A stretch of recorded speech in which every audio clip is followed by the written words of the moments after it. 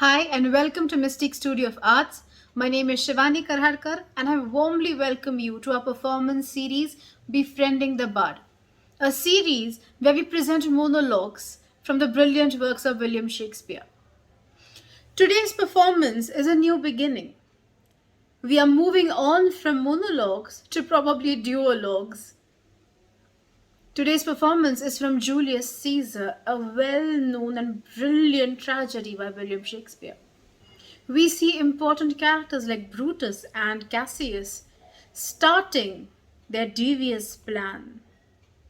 A villain is never alone, it is said, and we see it quite often in Shakespeare's plays. Macbeth was spurred by the three witches. Othello was spurred by Iago. And we see Brutus spurred by Cassius, probably the evil mastermind behind the whole plan.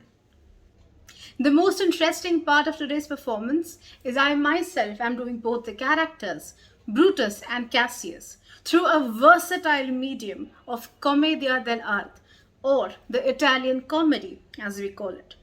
Commedia dell'arte is an art form which originated in Europe in 1600s. With a slightly melodramatic acting and loud gestures and set masks, Commedia dell'arte is performed everywhere in Europe. So today, we meet Cassius, the evil mind of our performance, through the stock Commedia character of Pantalone, the cunning miserly master. And then we meet Brutus, our leader, our nobleman, through another stock character of Magnifico.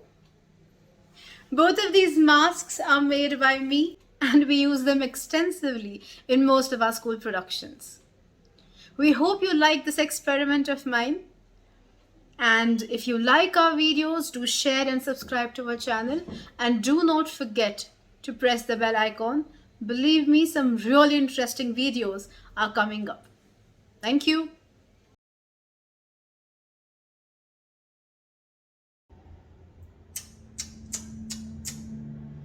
It is too bad, Brutus, that you do not have any mirrors that will display your excellence to your own eyes. I have heard many of the noblest Romans, next to immortal Caesar himself, speaking of you, complaining about the tyranny of this government, and wishing that your eyes were working better. What dangers, Cassius, are you trying to lead me into? That you want me to look inside me for things that are not there? I'll tell you, Brutus. And since you know you can see yourself best by reflection, I'll be your mirror and tell you without exaggeration the things inside you that you can't yourself see. And don't be suspicious about me, Brutus. No, no, no. Don't be suspicious about me. Why are they shouting? Cassius, why are they shouting? Oh, I am afraid the people have made Caesar their king. Really, Brutus? Are you afraid of that? Then maybe you don't want him to be the king.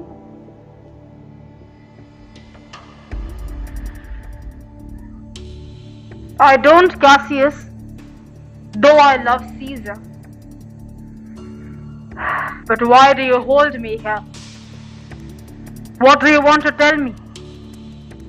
If it's for the good of all Rome, I will do it even if it may mean my death.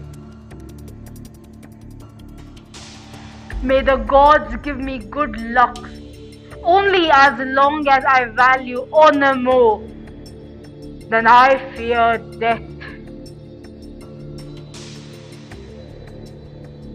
Yes, I know this quality in you, Brutus, and it is as familiar to me in you as your face. Indeed, it is honor about which I have come to talk to you. I don't know what you and other men think of this life, but for me, I would rather not live at all than live and have to worship a man as ordinary as me. I was born as free as Caesar, and so were you. We have eaten just as well, endured harsh winters just as well as he. Once, on a cold and windy day, as the Tiber was crashing at its banks, Caesar said to me, "Cassius, I dare you to jump into these rough waters and swim with me to that point there." The moment he said that, although I was fully clothed, I plunged into the river and called on him to follow. He did. He did. The waters were roaring and we beat them with our vigorous arms. Our competitive spirit was strong and we did make some progress. But just as we were about to reach the point, Caesar cried out to me, "Cassius, help me or I shall sink." And then, like Aeneas, the founding hero of Rome, who emerged from the fires of Troy with his aged father over his shoulder, so emerged I from the Tiber, holding a tired Caesar. And this weak, wretched man is now a god, and I must, like the wretched being, bow down before him if he cares to carelessly nod in my direction.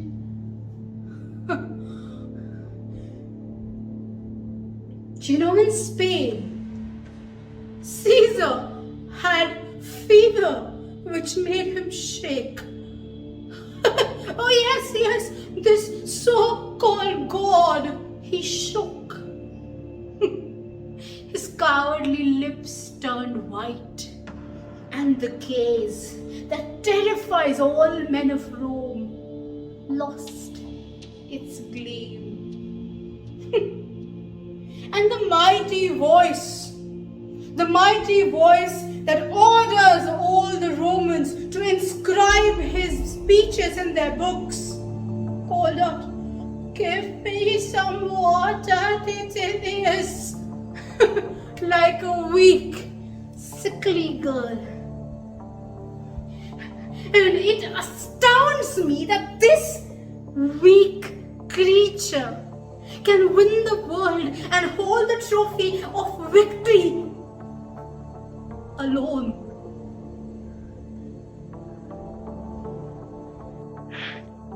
More shouting, Cassius! More shouting! I think this applause is for the new honors awarded to Caesar. New honors. Why? Caesar straddles the narrow world like a giant, and we are petty little creatures walking underneath his legs, with nothing to look forward to but dishonorable death, like slaves. Men are owners of their own destiny. It is not the fault of destiny, but our own, that we are slaves. Brutus, Caesar, what is so great about Caesar? Why should that name be proclaimed more than yours, Brutus? Well, write them together and yours is just as good a name. Pronounce them together and your name is just as important. Weigh them and yours is just as heavy. Cast a spell with them and Brutus's name will call forth a ghost just as well as Caesar. Now, in the name of all gods, I ask you, what does Caesar eat that makes him grow so great? Our era should be ashamed of itself. Rome has lost the ability to raise great men. When was there ever an age since the beginning of time that didn't feature more than one famous man? Until now, no one has been the only man that mattered in Rome. Now, though, in all of Rome, there's room for only one Caesar.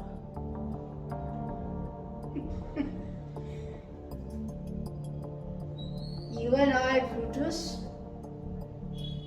we have heard stories from our fathers of another Brutus, your ancestor. He would have let devil rule Rome, then bowing down to one king. I have no doubt that you love me, Cassius. I am beginning to see what you want me to do. What I think about this and what's happening in Rome, I'll tell you later. For now, don't try to persuade me any further. I ask you as a friend. I will think about all that you have said, and I will listen patiently to whatever else you have to say. And then I will find a good time for us to discuss these weighty matters. Until then, my noble friend, think about this. I would rather be a poor villager than call myself a citizen of Rome under the hard conditions that these times with Caesar are likely to put us through.